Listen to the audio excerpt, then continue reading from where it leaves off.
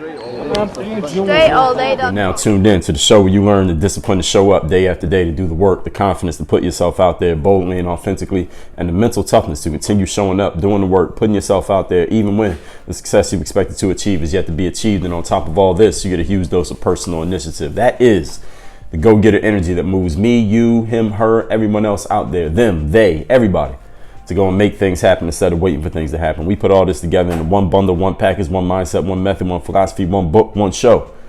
And we call it Work on Your Game. My name is Dre Baldwin, also known as Dre All Day, and welcome to the show. Today's topic is we buy the messenger before we buy the message, in case you didn't know.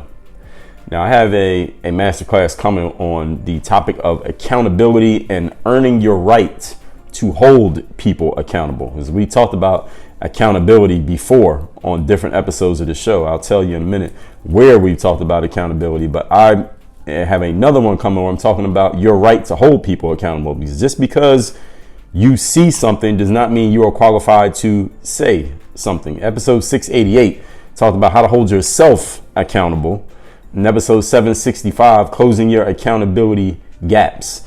But I have another one coming soon. Maybe it'll be tomorrow. Maybe it'll be in a couple days, where I'm talking about earning your right to hold others accountable, because not everybody's going to listen to you just because you believe you see something that someone needs to be held accountable for. It doesn't mean they want to hear it from you. You understand? You have to earn your right to do that. And the reason why is what we're talking about here today, which is people judge you before, after, and more than they judge what you have to say. Before, after, and more than they judge your message. Now, I thought that I had already done a masterclass on this subject of people buying the messenger before they buy the message. But I looked through the damn near 1,400 masterclasses that we have done here at Work on Your Game, and I had not. So I'm getting to this one now. I guess you could call this late. You could call it early. You could call it it's actually on time. Because the only time to ever do anything is always right now, which is what I'm doing right now.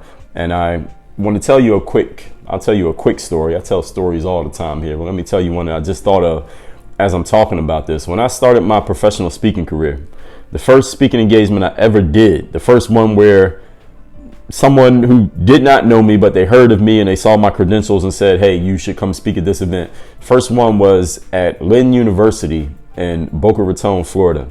And it was an event about utilizing different social media platforms for the purpose of furthering your business. So the people at the Boca Raton Chamber of Commerce, shout out to them, because I spoke at their chamber events a couple of times that time and some additional times after that. They wanted me to speak on utilizing YouTube for business. And I was getting ready to go speak there. And I remember I had told Anna that I was going to go speak there. And she said to me, babe, what are you going to wear when you get on the stage to speak? And I said, oh, well, you seen and this was 2015. And I said, well, you seen the business clothes, the dress clothes that I have. You've seen them in the closet and all that. That's what I'm going to wear. And the shoes I got and things like that.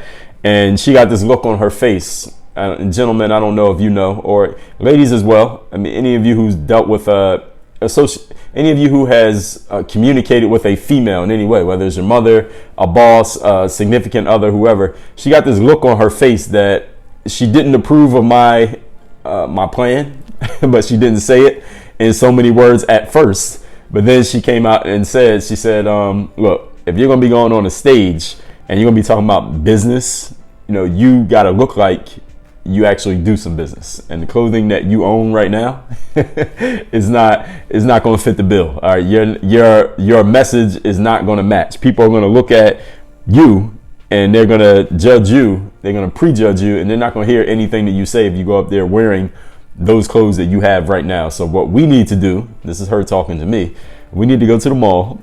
We need to go to Nordstrom, and you need to get yourself a suit, and you need to get yourself some new shoes and maybe a belt. And yeah, you got to look like someone who's actually doing some business. I understand. And I completely understood her point. And she didn't go on to explain it in more depth as I'm about to do with you, but I understood her point because I guess I'm smart enough to get it. And I'm going to articulate everything that she didn't say here today and what I'm going to say to you. And first of all, I had to be mature enough to accept that. I didn't take it personal. I didn't take it as a personal attack that she was telling me that, yo, your clothes are not up to par to be standing on the stage talking about business. She was absolutely right. I knew the clothes weren't up to par because most of the clothes that I owned at that time were mostly just athletic gear.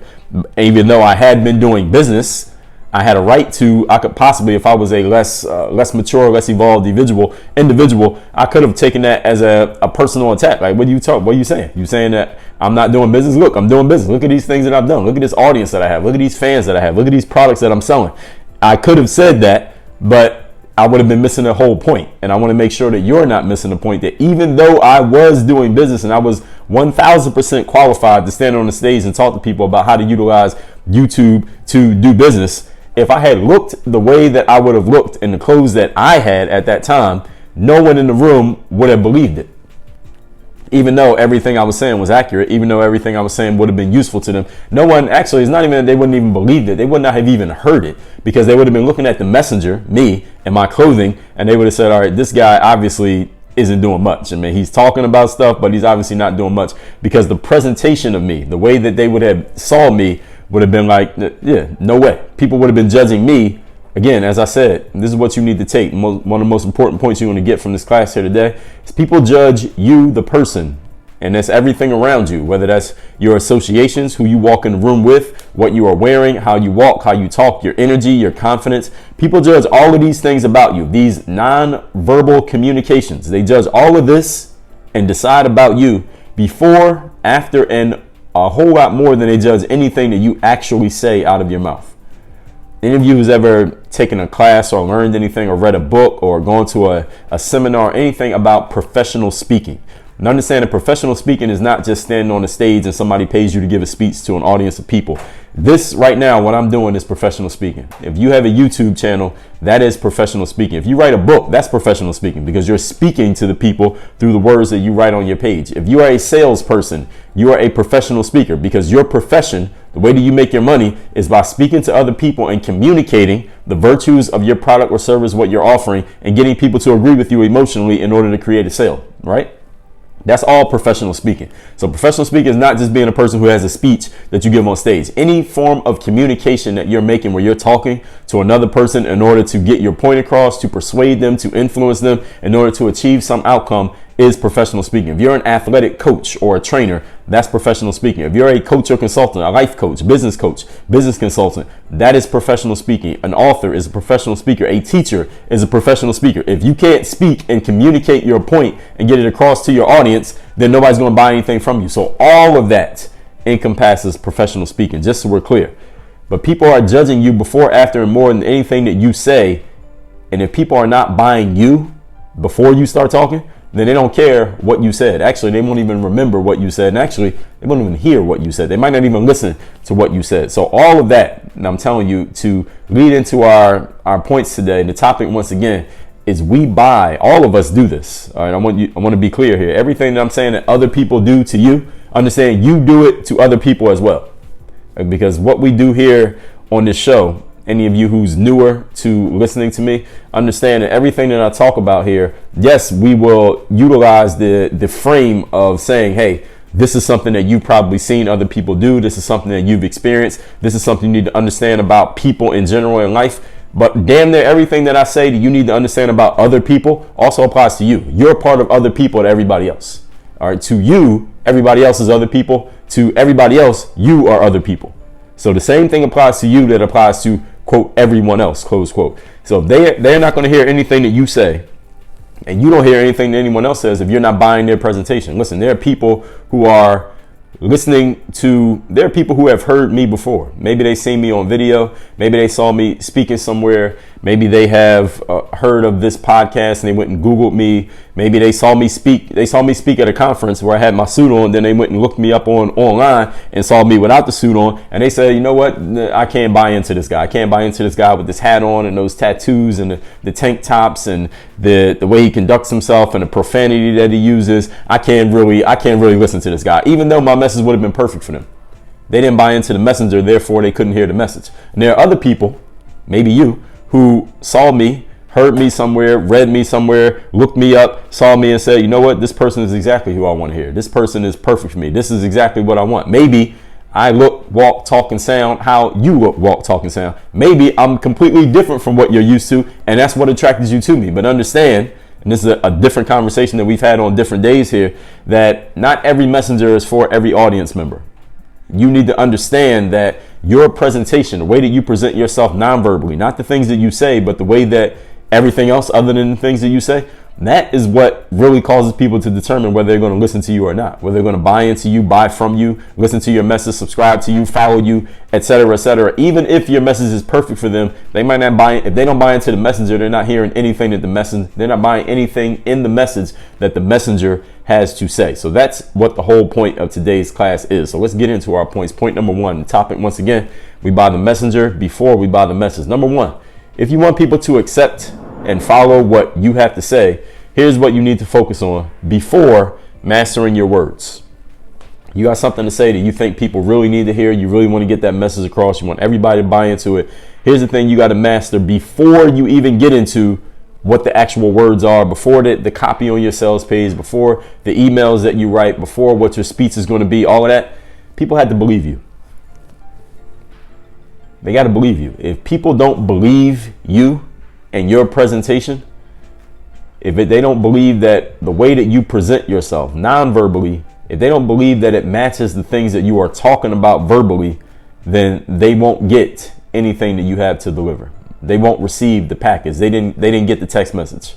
All right, the call never came through on their phone. They don't have any missed calls from you because they just didn't believe the connection between your presentation and your message. People had to believe that you are worth listening to on a particular subject. They had to believe that you're coming from a real place that can be trusted on that particular subject. Without this combination, your greatest eloquence, or you could be the greatest speaker ever, it will take you nowhere. In other words, you have to be authentic. And they had to agree that you're authentic.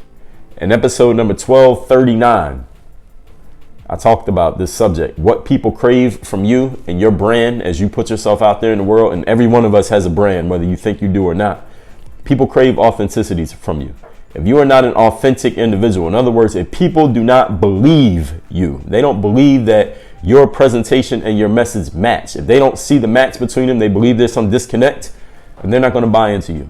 Even if there is a connect, even if your presentation and your message actually it is real, if people don't believe that it's real, then you're not going to get far. As they say, it takes a lifetime to build a reputation, 1 second to lose it. If anything you do, say, or something you present, and someone picks up on some reason to not believe what you're saying, it doesn't matter how great you are, even if you know that it's real, if they don't believe it's real, then they're not going to buy in. So once you start to get people to believe that there's authenticity between a connection between you and your message, then everything's going to start taking off from you. This is what we can call the tipping point.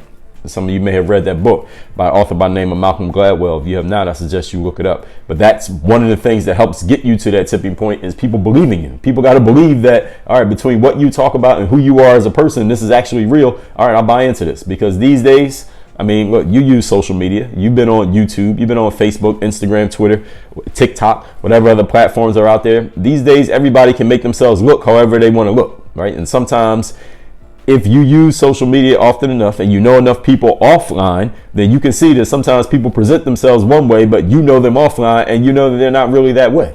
And since you know that about a few people, you can probably extrapolate and know that a lot of people are doing the exact same thing. So we don't always know what to believe. We don't know who to trust. We don't know who's actually being authentic out there these days. Therefore, we're looking at people skeptically. Now, you're looking at people with a side eye. Is this person really real? And when we decide somebody is real, that's when we buy in. So if you want someone to buy into you, they have to believe that you are real. Kanye West, for example, when he came into the hip hop industry, or at least when he started to be known in the hip hop industry, he tried rapping. And one of the things that he said when he came in as a producer, but he let everybody know, hey, I'm also a rapper. But a lot of people weren't buying into Kanye because at that time the thing was to be a gangster rapper or a street rapper or have a little bit of, no, a lot of edge to you, not a little bit of edge, but a lot of edge to you, a lot of aggression in you in some way, shape or form, the way that you got it out. And Kanye said, because I wasn't a gangster rapper, because I wasn't talking about street stuff, because I wasn't walking around with a jersey on, because this is back when everybody was wearing throwback jerseys and fitted hats. He was like, man, I didn't wear hats. I had on a pink polo and a Louis Vuitton backpack. And this is before that was a normal thing to do. People were looking at him crazy. They didn't believe him. They was like, this guy doesn't look like what we consider to be a quote rapper, close quote. But once people saw that he was being his authentic self and they started to accept him, then Kanye became Kanye. Years later, a guy named Drake, exact same thing happened. People were looking at him like, all right, this guy's singing and rapping. We never heard anybody doing that. We never heard of that. So people didn't buy into it because they're like, this is not authentic. This is not what we're used to. But when they saw that this guy was actually good at it and they saw this is his real self, after he put some time in, put some work in, showing that this is really what I do, people started to buy into it. People came to see that he wasn't faking. They began to accept it. It's the same thing with you. So when you come into the game, especially if you're presenting yourself in some way that isn't normal, if people never saw someone who looks like you, they never heard of someone who came from your background, and never saw someone doing what you do the way that you do it, at first you're going to get resistance. And from some people, you're always going to get resistance, because with some human beings, being creatures of habit as we are, some people aren't very open to change. Some people aren't very open to changing their ways or looking at things in a different way. They see life a certain way, and anyone who does not fit in that box, they're not open to it. But there are other people, hopefully like you, hopefully people who are like myself, who are open to examining that things may be different from how we thought they were. And we will open ourselves to people who are being authentic on a consistent basis, and we can see, all right, this person really is who they present themselves as. I mean, you think about any friendship, any intimate relationship that you've been in.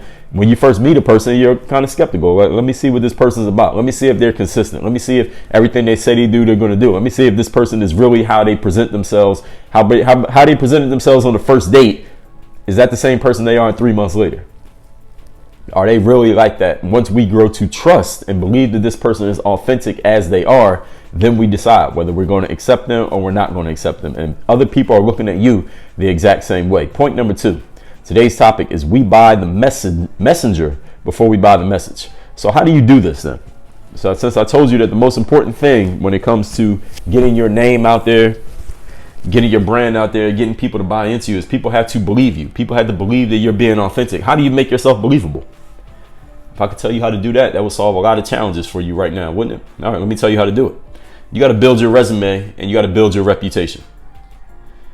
You have heard the saying that your reputation precedes you. In other words, once people decide what type of person you are, that word starts to get around, and that word travels faster than you can travel. All right, there's no car, there's no train, there's no plane or bus that can travel faster than the word about you, the reputation about you. So that reputation, whatever it is of you, once word starts to spread, it predisposes people to ignore you, listen to you, pay attention to you, not pay attention to you, believe you, not believe you, because they already have in their mind a picture, an idea of the type of person that you are before they even encounter you.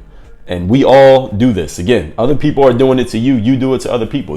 There are people out there who you've never met in your life, who you made a decision about, not because you heard something about them. Sometimes because you heard something about them. Other times it's because, oh, they're from that neighborhood. Okay, I know how people are from that place. Oh, is a person of this color and this gender? Okay, I know how those people are. Oh, they do this kind of work? Oh, I know how they are. You do this the same way that other people are doing it to you. And it predisposes you to feel a certain way about a person before you even encounter them. And people are doing the same thing to you. Rarely in life do any of us decide on something or someone based on objective analysis of that person's virtues. We decide on people based on whatever prejudices we have. We judge people based on perception, aura, atmosphere, prejudice, and prior experience. And don't be mad about other people doing this to you, because you're doing it to other people. You just got to learn to work within it. So if you're an unknown individual, nobody's ever heard of you before, you may have to hustle to get your chances in the game, to get your foot in the door. And when you do get your feet in the door, guess what? You better damn well be good. When you get your chance and you get in the door, you damn well better be good at what you do. Then when you're good, the chances will begin to multiply. When I talked about professional speaking, when I first came in the game, when I first tried to come in, people didn't know who I was. So I had to hustle to get my opportunities. I had to put my name out there. I went to some places and said, hey, here's who I am. I pitched myself. Some people said yes. Some people didn't respond at all. Some people said no. And I got a few opportunities. And once I got my opportunity, I had to be good. When I finally got on that stage in Boca Raton at that first speaking engagement, I had to be good at that engagement. I got the video from that, which was my proof. That became my resume, right? That resume I passed around, that started to become my reputation. Other people could see it.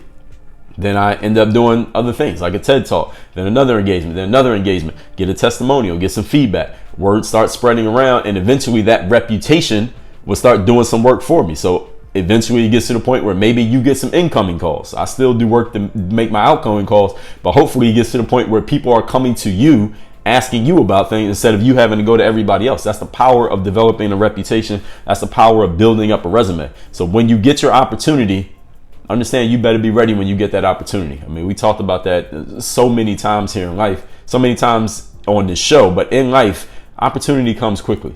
When opportunity comes, you better be ready to move on it. You never know when your opportunity is watching. We talked about that in masterclass number 1138.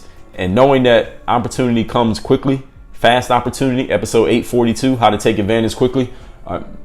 When that shot comes, that's not the time for you to get ready. All right, that's not the time for you to start building your resume. That's not the time for you to figure out what your reputation is. That's when you should already have it in place. This is why they say it's better to have it and not need it than to need it and not have it, meaning do the work now so you don't have to do it later. Because when opportunity comes, or whatever work you've done or not done is going to work for you or is going to work against you. So as a basketball player, I had to prove myself by going to these events we call exposure camps, where the players pay money. Instead of you getting paid to play, you paid to play just for the opportunity to show yourself that maybe you're good at basketball. Maybe you're good enough to play in the pros. If you prove yourself, then you get another chance. Then I had to do it again in the speaking world. I had to do it again as an author. And this is exactly how it works. And if you don't come through in that opportunity, you might not get another one. Or you might have to work twice as hard to get your next chance because your reputation, word's going to get around that you failed at the last one. So who's going to give you another shot? This is the way that it works in life. So hopefully you're finding this out you're finding this out from me before you had to find it out the hard way. Point number 3. Today's topic is we buy the messenger before we buy the message. Here's the kicker of all this, everything that we talked about here so far.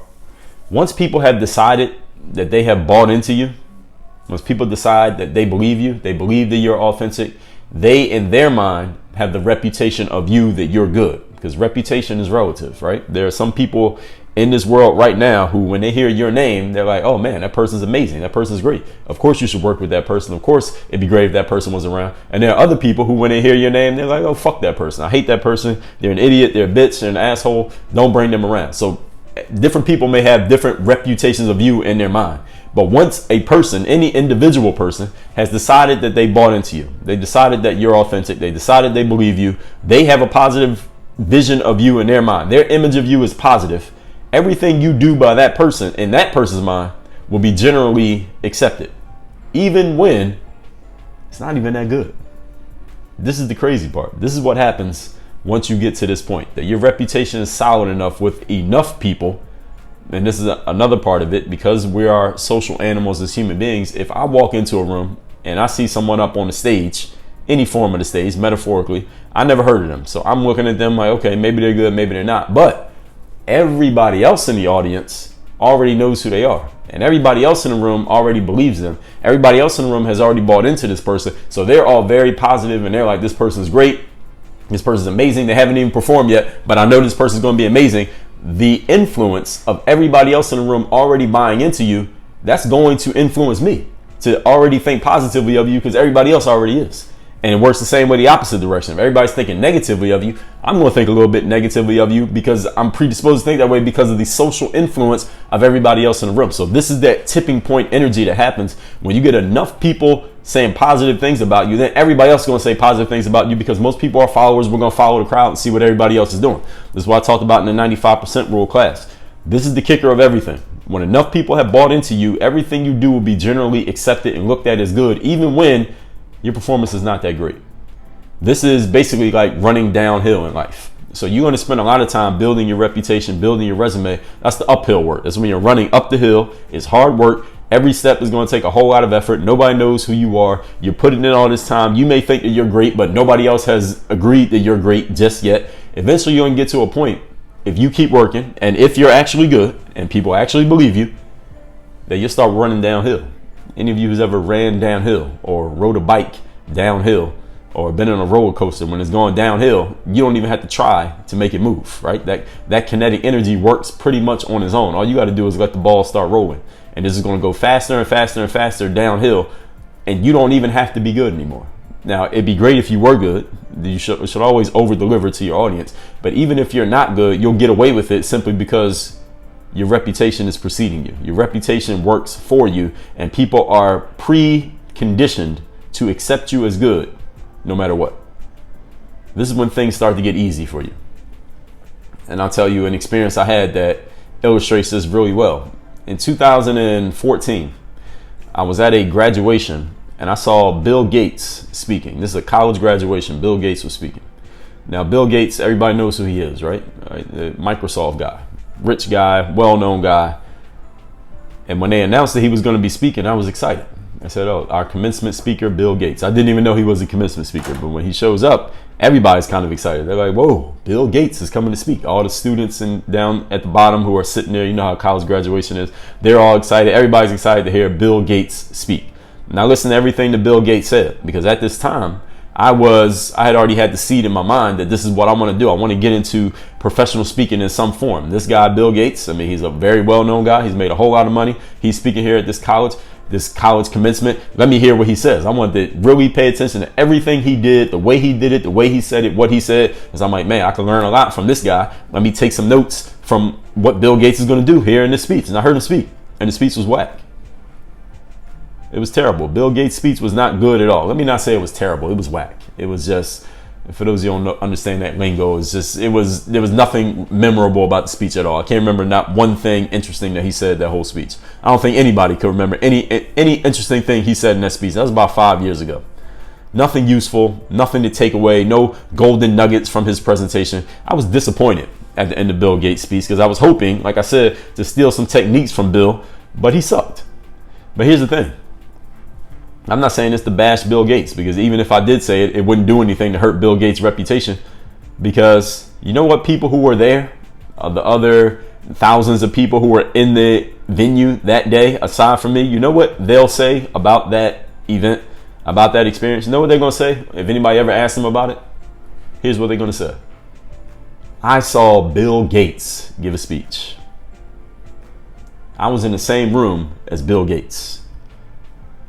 One of the students is going to say, when I graduated from, this was at Stanford University, when I graduated from Stanford in 2014, Bill Gates was the commencement speaker. What are you talking about? I don't remember. But it was Bill Gates. That's what people are going to say. It doesn't matter what he said. It doesn't even matter that I thought he was bad. It doesn't matter if anybody else thought he was amazing. None of that even matters. You know why? Because Bill Gates has established Bill Gates as an accepted voice. When you heard me say that name, Bill Gates, you were like, oh, okay. Bill Gates, he's pretty good. I'm sure whatever he said was pretty good. But I'm even telling you what he said. It doesn't even matter what he said. And again, even if I got on here and did a whole episode bashing Bill Gates, his reputation is strong enough with enough people that his social proof is stronger than any one detractor. This is what happens when you get good enough. Now, Bill Gates' profession is not giving commencement speeches. So I guess we can give him a pass on that, because that's not really what he does. What he does is, create software, build businesses, things like that. So the fact that he wasn't that great of a speaker is not even that much of a knock on him, because that's not his thing. He doesn't walk around and say, I'm one of the best speakers. He says, I'm probably one of the best software developers out there in the world. But he's established himself as an accepted voice. And when you get to that level, you don't have to be amazing anymore. You can get by being merely good. Now, if you are also amazing, then things become crazy. Let me be clear with this. What I'm saying about Bill Gates and how this applies to you. If you're a nobody and you were to get up there and give the same speech that Bill Gates gave, you might never get a chance to speak at a college commencement ever again in your life. Because they're like, all right, we gave Joe Schmo a chance, and this nobody gave that whack ass speech, and that person will never get booked to give another speech again. But Bill Gates, all right, I'm sure he's probably done more since that day. I don't know. I don't follow his schedule, but I'm sure he's done more. But you, the nobody, You wouldn't get another chance if you did the same thing he did. I'm going to let you know right now that this is completely unfair. This is completely imbalanced. And it's also 100% true. This is the way that it works. When you are well known, your reputation is well established. People have bought into you as the messenger. Your message will generally be accepted pretty much no matter what you do. Now, there are a few exceptions, but for the most part, no matter what you do, you're generally going to be accepted by the public. When you're a nobody and nobody's heard of you, you have not established anything, you have no reputation, nobody's buying into you as the messenger, you have to be fucking amazing to be accepted by the crowd. I heard Van Jones, a guy who's been a political, I guess we call him political commentator, I guess we can call him. He has his own TV show. I'm sure he has a podcast. Everybody has a podcast now. But in the 2016 election, in that period when the election was coming up, Van would always be on TV after the debates, and he'd be one of the panelists talking about what happened in the presidential debates. And one of the things that I heard Van Jones say one day was, Barack Obama, in order to win the presidential election, he had to be perfect because he did not have as solid or as big or as deep of a reputation as some of his counterparts, as any of his counterparts actually, who were running for, first of all, the Democratic nomination and then for the presidential position. He didn't have as much of a reputation as them. He was an African-American male trying to become the first African-American ever to win the presidency in the United States. That was also working against him. We can't act like that didn't matter. He had to be perfect. If there had been any blemishes on him as the messenger, nobody would have bought his message, even though the message would have been exactly the same. But because he was perfect, he was able to beat some people who had been around way longer than him with much longer resumes, who many people assumed would probably beat him just because they had been in the game longer, because they had a stronger reputation. But he had to be perfect to do it. If you're a nobody right now, nobody knows you, or you step into a space in which nobody knows you. Because listen, a lot of people knew me in the basketball space, but as a professional speaker, nobody knew me. When I stepped into that space, I had to be great. And that day when I gave that first speech in Boca Raton, there were 3 other guys who were speaking that day. It was like it wasn't a panel because we each just basically all 4 of us were sitting at the front of the room. And then one person would stand up, give his speech for like 20 minutes, and the next person went for 20, and the next person went for 20. So it wasn't really a panel. It was each person giving a speech individually. But I knew as soon as I walked in that room, even before I walked in the room, I understood this inherently. I got to be better than these other guys. I got to be twice as good as these other 3 guys. Because first of all, these other 3 guys have been around probably longer. They probably worked with the Boca Raton Chamber of Commerce before. They might be known by some of the people in the room already, which brought them to the event. I didn't invite anybody to the event. It was just me and a couple people that I knew personally. They were coming just for me personally, not for business purposes. These guys were all middle-aged white guys, and the professional speaking business is made for middle-aged white guys. I'm this young black guy who's coming from playing basketball. What the hell am I going? I needed to be 10 times better than all of them in order to get the same level of respect as them. And I believe, if you were there that day, I don't know if anybody who was there that day can attest to this, but I believe I achieved that outcome. But I'm not saying that to brag. I'm saying that to inform you that when you step into a new place, especially if you're standing next to a bunch of people who are already established in that space, you got to be 10 times better than them to be equal to them. All right. It's not supposed to be fair. It's not supposed to be equal. It's not supposed to be, Nike has this equality hashtag bullshit that they've been putting out there. All right, Nike doesn't believe in equality. All right, is Nike equal to Reebok? Is Nike equal to Adidas and Lululemon and what are other companies out there? Under Armour, is it equality? Are they promoting equality amongst the companies? Hell no. Nike wants an unfair advantage. When you build the right reputation and you're that good, you have unfairness working on your side. All right, life is not supposed to be set up fairly. All right, if you're aiming for fairness, that's probably because you're in a losing position. What you need to do instead of aim for fairness is aim to be 20 times better than everybody else. So then maybe at some point you'll be equal and then you can surpass them. But fairness is not the aim. Okay, let's recap today's topic, which is we buy the messenger before we buy the message. I got a class coming up on accountability about earning your right to hold other people accountable. But understand, even when you're holding somebody, whether you're holding somebody accountable, whether you're giving a speech, whether you're doing a podcast, anything that you're doing in life, people are judging you, the person, before they judge what you have to say. And if people do not believe you, what you say does not matter. It's falling on deaf ears. Number one, you want people to accept and follow what you say. Here's what you need to focus on before mastering your words.